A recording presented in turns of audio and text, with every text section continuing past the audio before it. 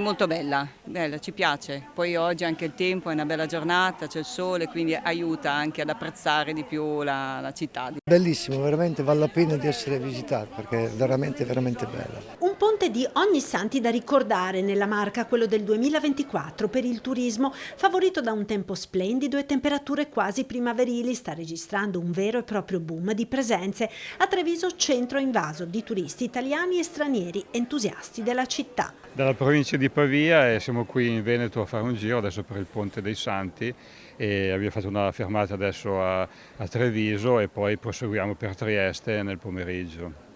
Cosa vi sembra di questa città? Bellissima, bellissima. È un po' che giriamo da queste parti e devo dire che il Veneto lo sto scoprendo adesso, è veramente bello. Caratteristico con tutti sti vialetti, cioè sti vicoletti con l'acqua, per noi è una cosa nuova, da noi non esiste così, no? Sono cose diverse. Comunque mi piace tanto, poi oggi c'è il sole e il paese è proprio bello, è proprio carino. Questo romanticismo, tra il moderno e l'antico, è spettacolare e quindi fantastico. Grande lavoro in questi giorni anche per le guide turistiche al termine di una stagione da incorniciare. C'è molto movimento in questo periodo, molti gruppi che arrivano nel Veneto per trascorrere appunto questo ponte.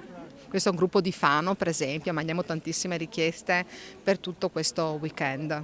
Ecco, qui Treviso come sta andando? Bene, è stata una buona stagione, una bella città, è molto amata, è molto apprezzata. Quando finiscono le visite guidate in città, sia stranieri che italiani sono sempre entusiasti di Treviso. Soddisfatti gli albergatori. Tutta la zona, diciamo, nord della provincia, tutta la zona delle colline è, possiamo dire, al completo, fully book, come si suol dire, già con prenotazioni arrivate a suo tempo, ancora prima di sapere che il tempo è bello. Era bello o aveva delle giornate meravigliose come queste, anche dove c'era dello spazio libero, dove c'erano delle camere si stanno riempendo tutte perché negli ultimi 2 o 3 giorni abbiamo visto veramente un sacco di prenotazioni arrivare e credo che tutta la provincia sia al completo o quasi. Per le vie del centro si sente il profumo delle caldarroste che si vendono nonostante le temperature tutt'altro che autunnali. Logicamente un po' meno. Magari più verso sera, verso le 6, 7 di sera, 6 e mezza. Adesso ci godiamo il momento. Punto di forza dell'offerta turistica della Marca anche l'enogastronomia con gli affari a gonfie vele per la ristorazione.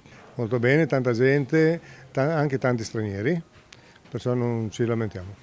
Fino a domenica pranzo praticamente siamo fully booked, perciò siamo contenti. Gettonati soprattutto i piatti della tradizione veneta. Il risotto soprattutto con radicchio, che ne so, la faraona con la peverada, il baccalà alla vicentina, le trippe, i bigoli in salsa, tutte queste cose qua. La soppa coada, questi sono i piatti più richiesti.